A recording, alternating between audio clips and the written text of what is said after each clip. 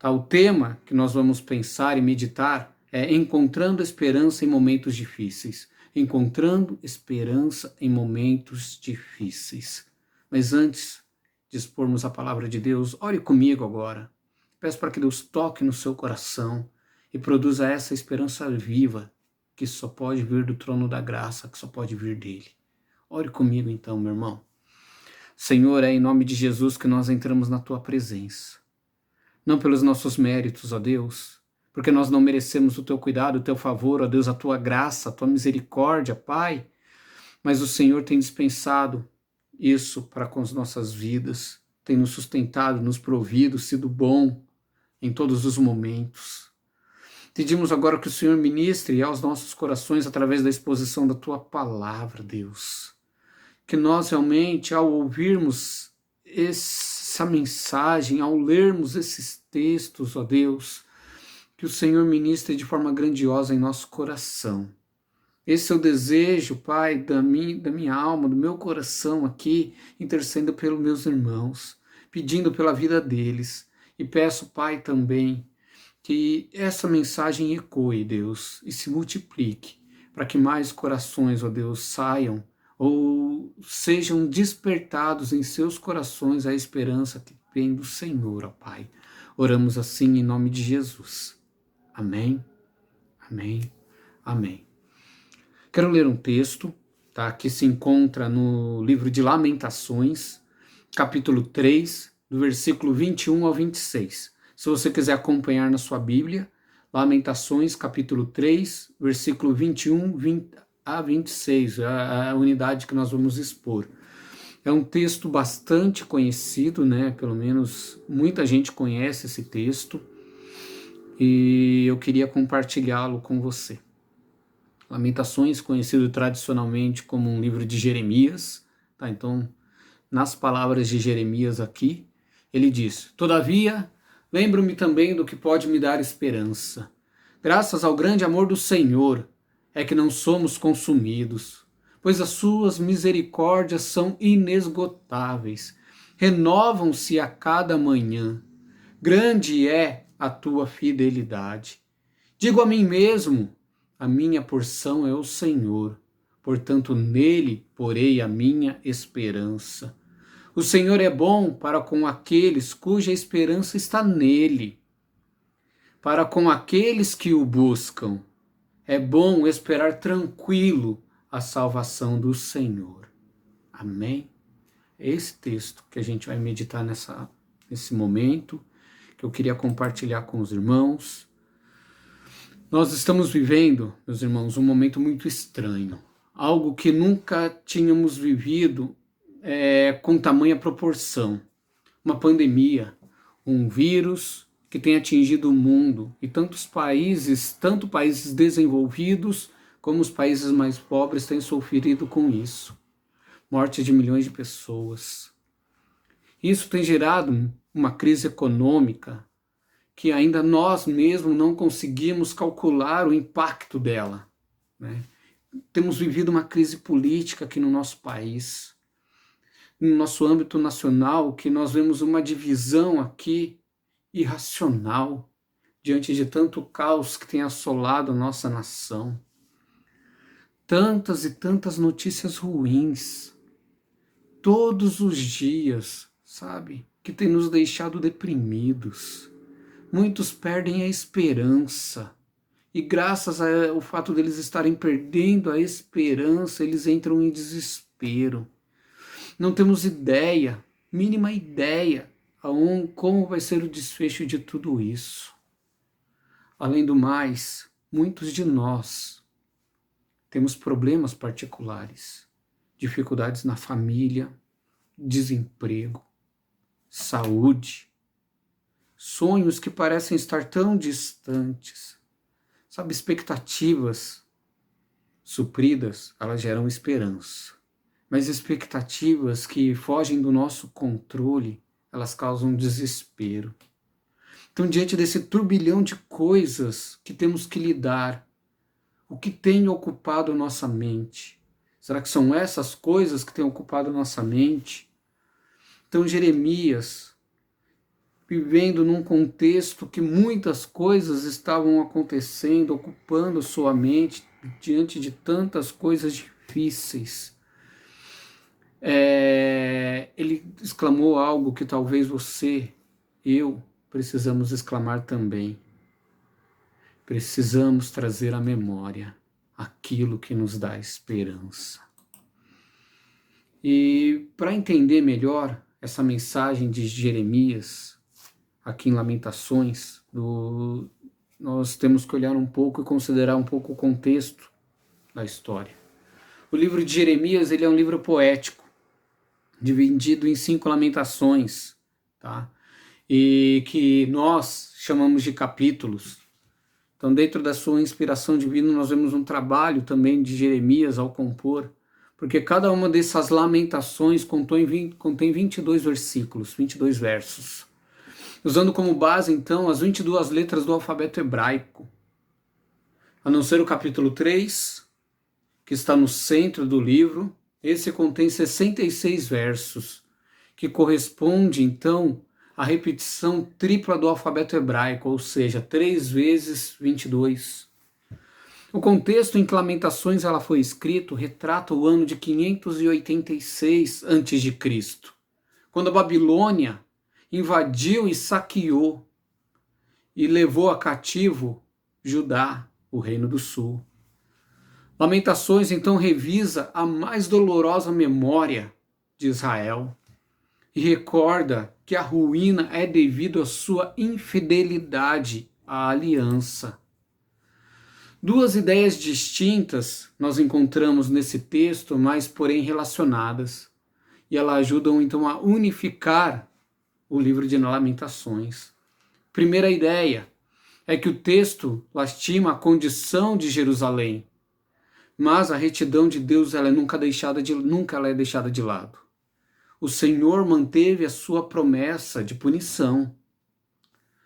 Segunda ideia aqui do livro é que Deus é fiel ao povo, o que significa que aquele que nele permanece tem esperança para o futuro. Ao ler o livro, então não tem como a gente não se comover, não tem como a gente não chorar junto com Jeremias diante de tanta calamidade e a situação então que aquele povo se encontra. Nós lemos no texto ali, no livro, uma devastação, uma matança em grande escala. Reis, príncipes, líderes, sacerdotes, profetas e o povo comum igualmente, todos sendo mortos em grandes escalas. Mães famintas, então, sendo reduzidas ao canibalismo, comendo seus próprios filhos. Os cidadãos mais importantes de Judá, os príncipes, são arrastados ao exílio de forma degradante. Chega ao fim todo o sistema de cerimônia, de adoração, de culto. Os ritos de Israel, eles perderam e não puderam mais cultuar o Senhor ali. E Jeremias reconhece então que os babilônicos, eles são agentes do castigo divino, da disciplina divina. O povo de Deus ali, Israel, o povo de Judá, estava debaixo do castigo divino. E o texto, essa unidade que nós estamos meditando aqui no capítulo 3, faz parte da seção central do livro, que também é o ápice do livro, porque ele focaliza a bondade de Deus. Deus, ele é o Senhor da esperança, do amor, da fidelidade, da salvação. Independente de toda prova contrária, suas misericórdias são inesgotáveis, renovam-se a cada manhã. Grande é a tua fidelidade. Então esse é o brado de vitória, o brado de esperança de Jeremias. No meio de tanta confusão, ele faz essa declaração. Podemos passar por problemas tão sérios, meus irmãos, que podemos nos sentir como Jeremias. Se olharmos para as circunstâncias e vermos os noticiários, as nossas próprias dificuldades e tribulações, quantas vezes pensamos em desistir. Sabe, a tristeza, a angústia tomam conta do nosso coração. Nossas expectativas são frustradas e por isso tem gerado desespero. Então, esta mensagem central de Lamentações tem muito a falar aos nossos corações, então eu quero trazer à memória aquilo que me pode dar esperança. Quero trazer à memória aquilo que pode me dar esperança. O segundo ponto que nós percebemos aqui nessa sessão, onde que nós estamos falando sobre a justificação, é que existe uma ilustração do Antigo Testamento a respeito da justificação pela fé. Aí a gente parte para o capítulo 4. E para explicar então sobre a justificação pela fé, para que aqueles irmãos da igreja de Roma entendessem, ele traz então para aquela igreja que tinha um conhecimento também da Escritura, tá?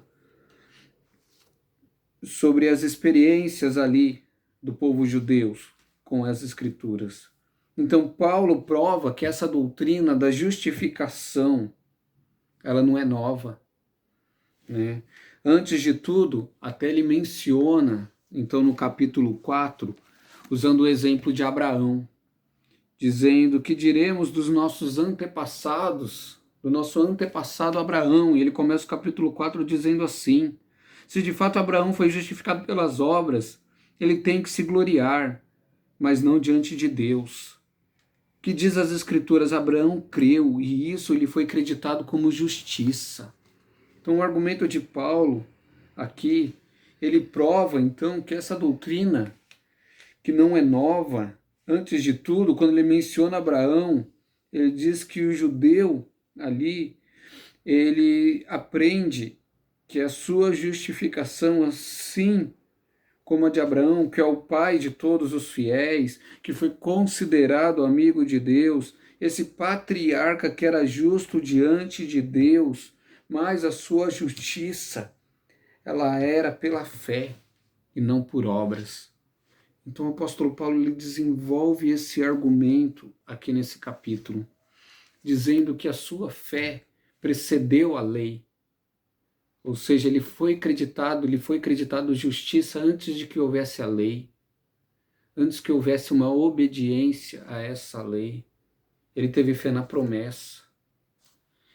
Teve fé na promessa e se tornou pai de todas as nações. Acreditou naquilo que Deus lhe havia dito. E isso lhe foi creditado como justiça. Um outro exemplo que o apóstolo Paulo lhe utiliza é a partir do versículo 6, ele usa o exemplo de Davi, o grande rei, o homem segundo o coração de Deus, onde que ele diz que esse também recebeu testemunho, não por causa da sua própria justiça, porque a gente sabe que ele cometeu muitos pecados, e pecados que a Bíblia faz questão de relatar, e traz para que a gente entenda quem era Davi dentro da sua íntegra, sim, um grande rei, um rei escolhido segundo a vontade de Deus, um rei que tinha capacidade realmente de cantar, de compor os seus cânticos, um rei que se destacou por causa da sua organização militar e por causa da unção de Deus sobre ele, um rei que também pecou, que adulterou, que matou, que tinha o sangue nas mãos, que foi um pai terrível, e as Escrituras nos mostram isso. Então a Bíblia demonstra, o próprio Davi então lhe escreve, como são felizes aqueles que têm as transgressões perdoadas, cujos pecados são apagados. Como é feliz aquele a quem o Senhor não atribui culpa. Então o próprio Davi, ele foi considerado justo, não por aquilo que ele fez, não por causa das suas obras de justiça. Então o próprio Davi, de acordo com o apóstolo Paulo, aqui ele também foi justificado pela fé, pela sua crença em não merecer tudo aquilo que Deus lhe havia prometido. Então Deus reconhece isso, Davi reconhece isso. Abraão não sendo justificado pelas obras, mas pela fé. E isso ele foi acreditado, porque ele acreditou. Ele foi acreditado como justiça. Davi, um homem cheio de falha. O apóstolo Paulo argumenta então isso. Olha, eu cometi pecados. Deus então acreditou justiça independente das suas obras. No versículo 6 do capítulo 4, o apóstolo Paulo diz. Então é essa fé nesse Deus que chama à existência as coisas que não existem é que nos torna justo, é fé na obra salvífica em Cristo. Então, quando depositamos a fé na obra de Cristo, na salvação que há em Cristo, nós nos tornamos justos. Então, ele parte para esse argumento, dizendo que esta palavra lhe foi creditado, não foram escritas apenas para eles, ok? Mas também para nós, a quem Deus creditará justiça, nós os que cremos que Jesus Cristo ressuscitou dos mortos, sabe, aquele que Deus ressuscitou dos mortos, nós que acreditamos nisso também teremos justiça acreditada, que ele foi entregue à morte por nossos pecados e ressuscitado para a nossa justificação. Então essa é a fé que nós temos, é isso que nós acreditamos e é isso que nos torna justo. É isso que nos liberta.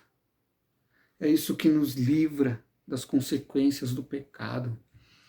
Irmão, a gente então começou o capítulo 1, ali até o capítulo 3, demonstrando bem quem nós somos. Sabe, o quanto a nossa natureza nos condena, o quanto a nossa herança de Adão, sabe, nos afasta de Deus e nos deixa inadequado aos seus olhos. O quanto a lei está ali para nos mostrar que nós não podemos e não conseguimos agradar a Deus pelos nossos próprios esforços. E agora, o apóstolo Paulo, então, ele começa a dizer que, ok, vocês estão nessa situação, mas Deus, o Deus a quem eu sirvo, o Deus a quem eu não me envergonho do evangelho, que me confiou esse evangelho, sabe, ele tem poder para salvar. E agora então ele desenvolve essa ideia dizendo que a salvação vem através da justificação, a justificação pela fé. Quando nós depositamos a nossa fé em Cristo, isso nos acredita uma justiça diante de Deus, ou seja, Deus não nos enxerga mais, mas ele enxerga a obra de Cristo, ele enxerga o Cristo justo quando ele olha para mim e para você, porque nós depositamos a nossa fé nele. E a terceira aspecto que nós podemos notar nessa sessão sobre a justificação pela fé é os resultados da justificação. E isso é maravilhoso, meu irmão. E ele começa dizendo no capítulo 5, tendo sido justificados pela fé, temos paz com Deus por nosso Senhor Jesus Cristo.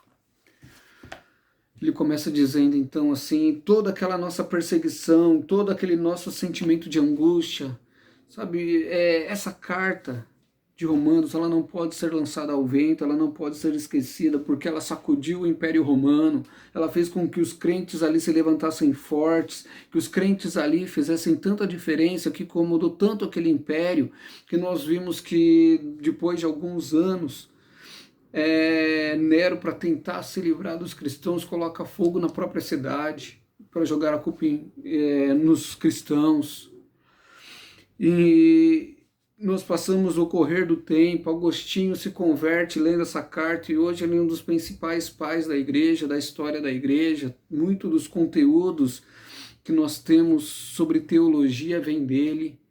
O tempo passou e novamente essa carta foi pega agora por um homem que sofria no seu coração porque se sentia inadequado diante de Deus, que se sentia impróprio, impuro, e por mais ali no século XVI, no meio daquelas trevas, no meio daquelas ruas escuras, ele acha essa carta de Hebreus, de Romanos, ele lê essa carta e ele entende que a justificação é pela fé e que através dessa justificação ele tem paz com Deus e que não é através do pagamento de indulgências, não é através de uma confissão por um sacerdote, mas é o se colocar diante de Deus.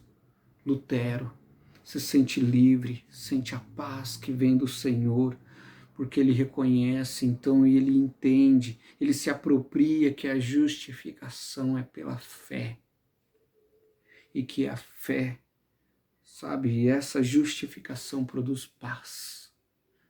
E é assim que a gente começa esse momento desses resultados da justificação. Então, o capítulo 5, ele traz essas ilustrações, que nós somos justificados pela fé e por isso temos paz com Deus. Através, então, da fé que nós temos acesso à graça, e essa graça nos mantém firmes. Versículo 2. Então, nós nos gloriamos na esperança. Então, existe o aspecto aqui da salvação presente, passada, onde Deus nos salvou ali na cruz, nos justificou, ou seja, um ato passado. Existe a salvação presente, que é o ato da santificação.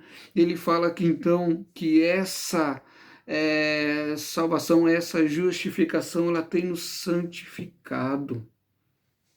E aqui ele também trouxe o aspecto então de uma esperança de salvação futura, onde nós nos gloriamos na esperança da glória de Deus. Quando a gente fala esperança, é daquilo que a gente não está vivendo ainda.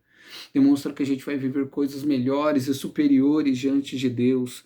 E não somente isso, então graças a isso, porque nós somos justificados pela fé, nós nos gloriamos na tribulação, porque sabemos que a tribulação produz perseverança, e a perseverança um caráter aprovado, e essa esperança, então, ela não nos decepciona, porque Deus derramou o seu amor em nossos corações. Talvez seja uma palavra que você precisa nesse dia, saber que diante dessas tribulações, Deus está trabalhando na nossa vida, está lapidando o nosso caráter, está nos ajudando na nossa fé, está nos fortalecendo para que nós sejamos aprovados e tenhamos um caráter aprovado no final.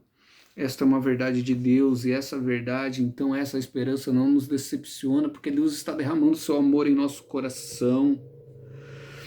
Então Deus demonstra o seu amor para conosco, quando ele morre em nosso favor, ainda enquanto somos pecadores. Esse é o benefício da justificação. Tudo isso Deus derrama sobre nós quando ele muda a nossa vida, ele muda o nosso status, ele muda ali você de condenado para justificado, de perdido para salvo, de criatura para filho. Esse é o evangelho que o apóstolo Paulo não se envergonha. Esse é o evangelho do qual nós estamos compartilhando aqui. E esse evangelho nos dá o benefício de sermos reconciliados com Deus. E é isso que ele diz no versículo 10. Então, nós recebemos através dessa justificação a reconciliação, a alegria, a paz,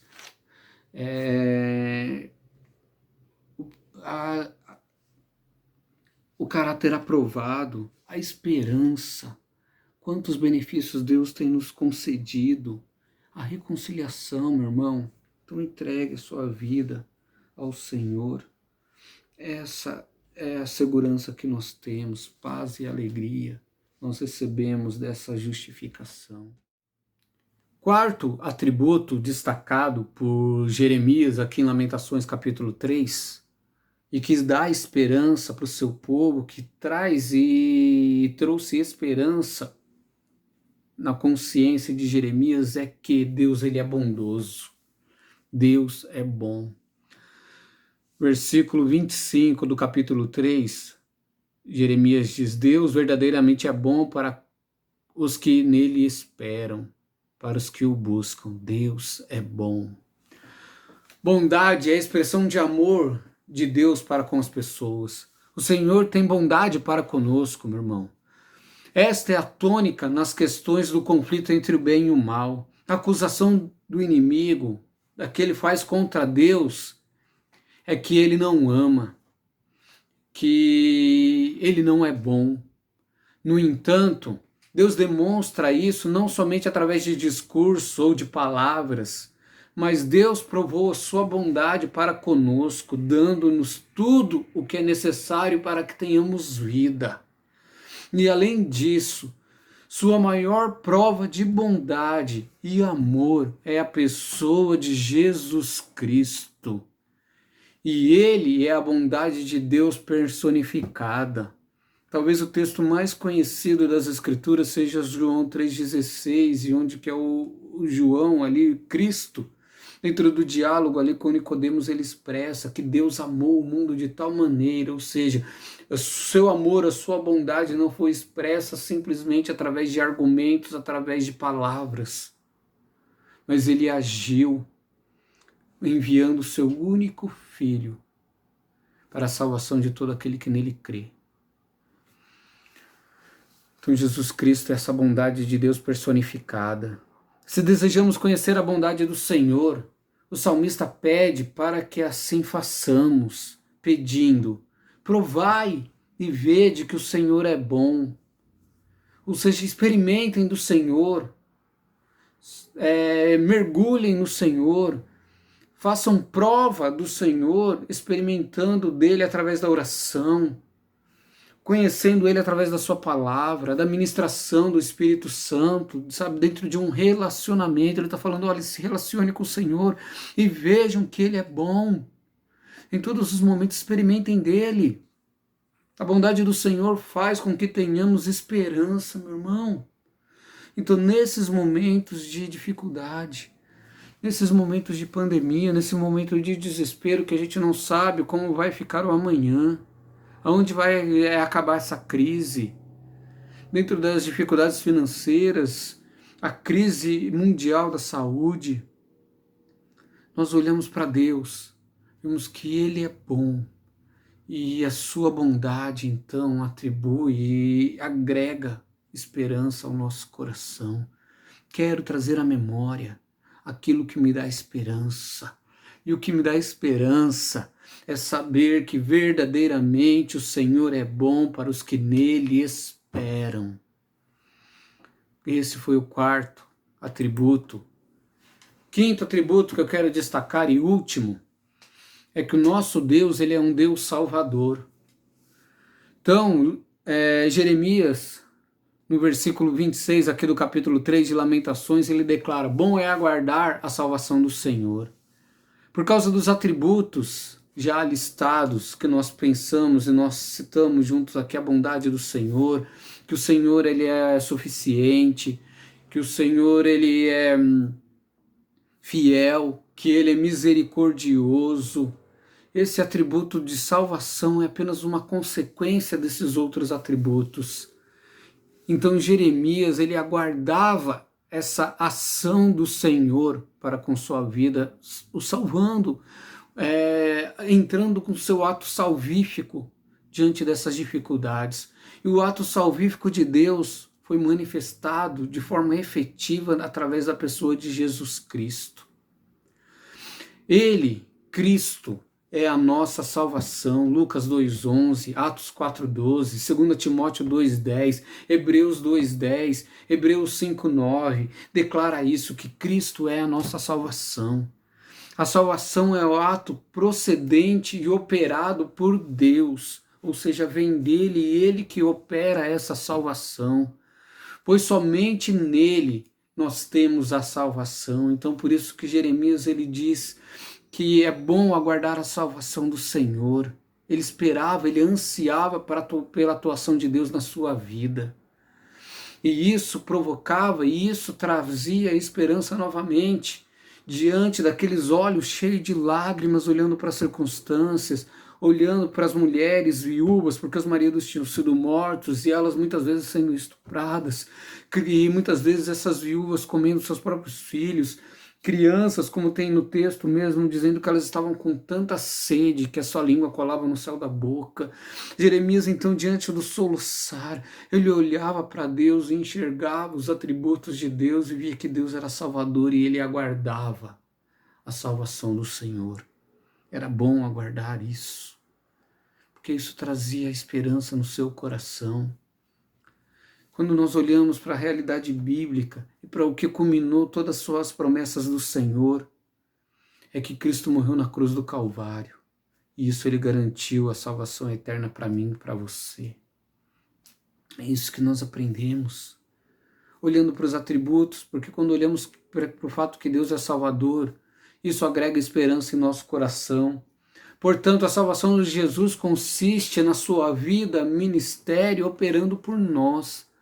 Tanto no que ele fez enquanto esteve aqui, quanto o seu serviço de intercessão no santuário celestial e na sua segunda vinda. Ou seja, no seu ato de salvação, naquilo que nós chamamos de evangelho, se encontra a salvação no fato de que ele nos salvou. Nós entendemos aqui a justificação. No fato no que nós estamos sendo salvos, se aplica a santificação. E no fato de que seremos salvos, que é a glorificação, todos esses tempos da salvação, no fato que nós somos salvos, fomos salvos, estamos sendo salvos e seremos salvos, fomos justificados, estamos sendo glorificados, estamos sendo santificados e seremos glorificados. Essas etapas, esses tempos verbais da salvação, vêm de Deus. Ele que fez. Então nós ansiamos por essa salvação completa. Esta salvação foi operada na cruz do Calvário. Faz com que olhemos então com esperança para a salvação futura e esperemos então a nossa glorificação, que será entregue aos fiéis, conforme 2 Timóteo capítulo 4, versículo 8. Esta é a bendita salvação que tanto ansiamos, que todo aquele que crê vai receber, porque Cristo é a nossa salvação, Apocalipse 7,10, e Cristo é a nossa esperança, Colossenses 1,27.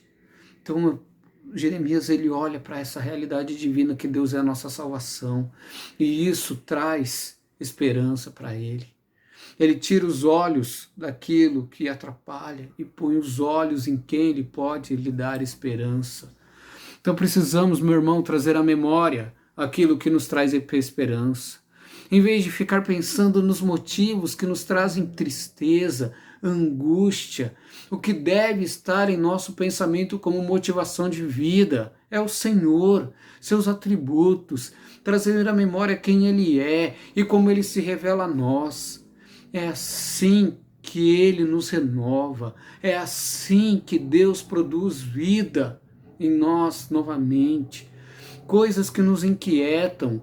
Jesus diz que podem até nos inquietar, mas não pode trazer ansiedade para as nossas vidas, nos deixar desesperançosos. Não devemos nos preocupar com o dia de amanhã, Jesus ele ensina, pois o Pai Celestial tem cuidado de nós. Ele pega como exemplo, ele fala, olha para os pássaros, eles não plantam, não ceifam, mas o Senhor Deus tem cuidado deles, tem os alimentado, vocês são muito mais importantes que os pássaros. Ele pega os lírios do campo e fala, nem mesmo Salomão com toda a sua riqueza e glória se vestiu como uma delas, e olha que o lírio do campo nasce hoje e morre amanhã. Vocês são muito mais importantes que os lírios dos campos, então não se preocupem, pois a preocupação, o pensamento voltado para as aflições do mundo, para com aquilo que pode matar o nosso corpo, Jesus define que isso é incredulidade, pois são os incrédulos que se preocupam com essas coisas. Antes, eu e você devemos buscar o Senhor e o seu reino em primeiro lugar. É isso que deve ocupar a nossa mente. Então, para experimentar e ver a ação do Senhor, Jeremias olha para o seu coração, para a sua angústia e se arrepende na sua alma. Ele se arrepende dos pecados cometidos como nação. Ele se arrepende por ver o povo que chegou tão longe da vontade de Deus, a ponto de serem disciplinados tão brutalmente. se arrepende e pede para que novamente ele tenha fé e que sua alma não desfaleça e possa ver a soberania de Deus independente da circunstância. Então ele diz no capítulo 3, versículo 29 de Lamentações: põe o seu rosto no pó, talvez ainda haja esperança. Embora Deus ele traga tristeza, mostrará compaixão, tão grande é o seu amor infalível. Lamentações 3:32. Conclusão, meu irmão, crê em Deus, pois Ele restaura. Quero compartilhar com vocês uma história para a gente terminar. E essa história é a história de uma experiência de uma menina com seu avô. Então, certa vez, essa menina, ela estava debruçada sobre a janela de sua casa, ela chorava pela morte do seu animalzinho, o seu pet. Sabe, com muita tristeza, ela observava o jardineiro enterrar o seu amigo de tantas brincadeiras. O avô que observava aproximou-se e deu-lhe um abraço e chamou-lhe a atenção para outra realidade. Pegou a netinha pela mão e conduziu-o para outra janela. Abriu as cortinas e mostrou-lhe um jardim florido e disse: está vendo aquele pé de rosa, aquela roseira amarela bem ali na frente? Lembra que você ajudou a plantá-lo? Era apenas um pequeno galho, cheio de espinhos, e veja como está lindo. A menina enxugou as lágrimas que ainda corriam e abriu um largo sorriso, mostrando as abelhas que pousavam sobre as flores, as borboletas que voavam e faziam festa sobre as rosas que enfeitavam o jardim. O avô, satisfeito por ter ajudado a netinha a superar aquele momento difícil, disse: a vida nos oferece sempre várias janelas. Quando a paisagem de uma delas nos causa tristeza sem que possamos alterar o quadro, voltamos-nos para outra e certamente nos depararemos com uma paisagem maravilhosa. Porque isso nos ensina que nós precisamos trazer à memória aquilo que nos dá esperança, olhar para outra janela. Traga à memória aquilo que pode te dar esperança. Olhe para outra janela, se arrependa dos seus pecados, da sua incredulidade. Busque o Senhor, pois Ele é misericordioso. Busque o Senhor, pois Ele é fiel. Busque ao Senhor, pois Ele é suficiente. Busque ao Senhor, pois Ele é bom. Busque ao Senhor, pois Ele é salvador. E Ele te ajudará em todos os momentos. E neste momento que estamos vivendo, Ele é conosco. E ainda mostrará compaixão, porque Ele é infalível. Meu irmão, esta é a mensagem que eu queria trazer através dessa aula da classe Doutrina. Que Deus te abençoe e possa te fortalecer nesses dias. Em nome de Jesus, Deus abençoe. Amém?